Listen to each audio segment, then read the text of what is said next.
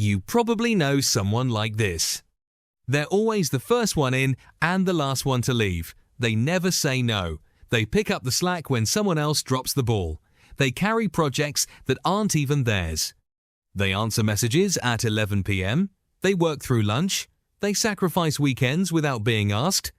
And everyone knows it. Their manager knows it. Their colleagues know it. The whole team knows who holds things together. What happens to that person?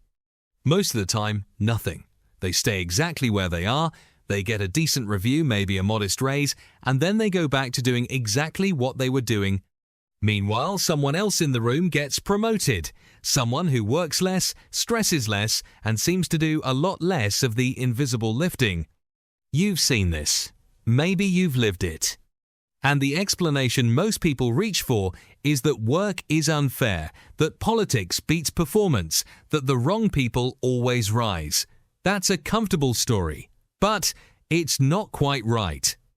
Something more specific is happening, and once you see it, you can't unsee it. Here's the thing about being indispensable at a task. When you become the person who can do something better than anyone else on the team, and faster, and without complaining, you've just made a very quiet deal with your organization. The deal is this: they will keep you exactly where you are, because moving you would cause a problem. You think your performance is an argument for your promotion. It's actually an argument for your staying put. The moment you become the best at a specific role, you stop being seen as someone with potential and start being seen as a solution. You're no longer a person on a path, you're a function. And functions don't get elevated, they get used. This isn't conspiracy, it's not even cruelty. It's just how systems think, and organizations are systems before they are anything else. When a manager looks at their team, they're solving a puzzle. Who covers what? Who fills which gap? What breaks if someone moves? The hardest worker is almost always the load-bearing wall. Nobody knocks down the load-bearing wall to build a bigger house. There's also something happening at the psychological level that's worth sitting with.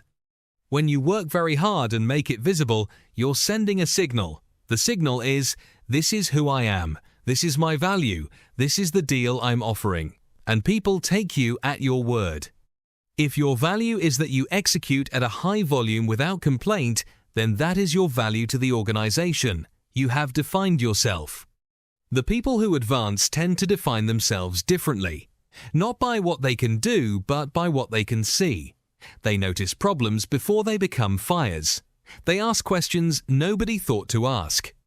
They make other people better without always doing the work themselves. They're harder to measure, which means they're harder to pin down, which paradoxically makes them seem more valuable. There's an uncomfortable irony here.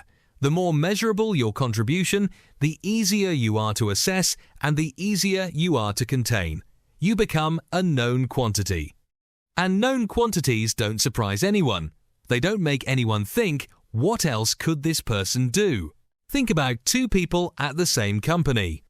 One person manages their tasks efficiently, hits their targets, and occasionally declines work that falls outside their role.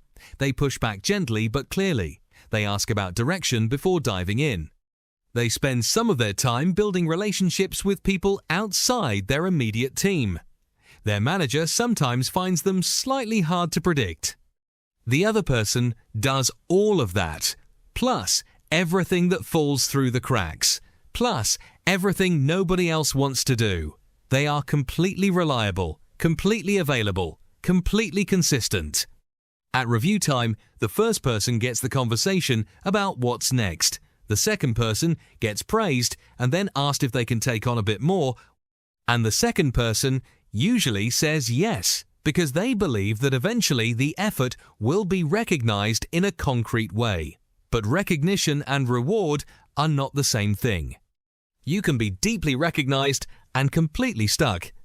The first person isn't lazy. They're legible in a different way. They're communicating something about how they see themselves.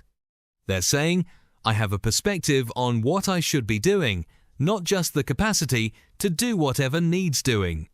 That distinction is quiet, but it compounds.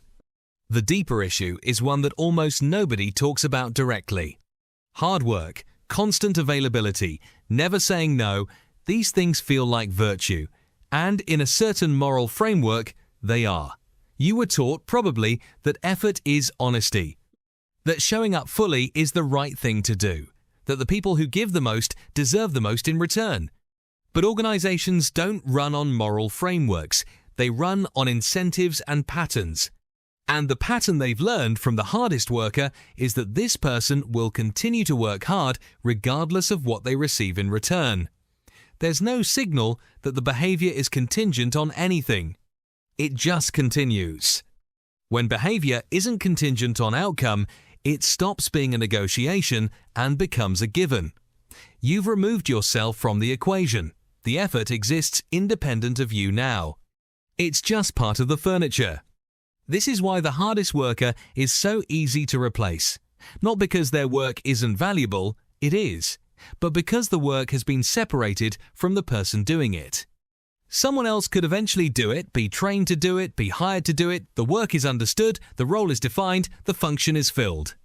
What's harder to replace is judgment, perspective, and the ability to operate without a clear script. Those things are ambiguous, and ambiguous things are harder to commodify. So, what do you actually do with this? Not quit, not start performing badly, not become someone who talks a lot and produces little, because that's its own dead end. What you do is start paying attention to the difference between executing and thinking. Execution is necessary, but if it's all you offer, it's all you are. The shift is to start spending some of your attention on the level above the task.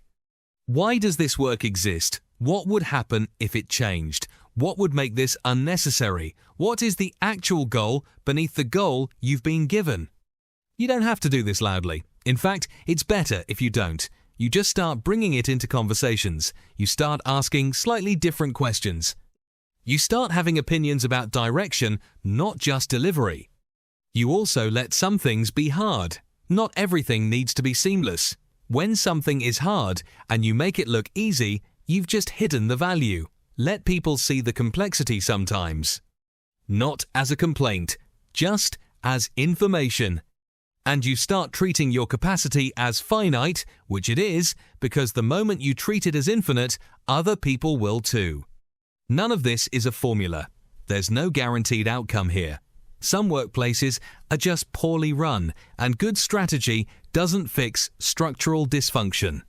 But there's a version of your working life where you are genuinely valued, not just genuinely useful. Those two things can coexist, but they don't automatically. You have to close the gap deliberately. The person who works the hardest is often the last person in the room to realize that effort, on its own, was never the whole language. It was always just the first word. And you can keep saying that one word louder, or you can learn the rest of the sentence.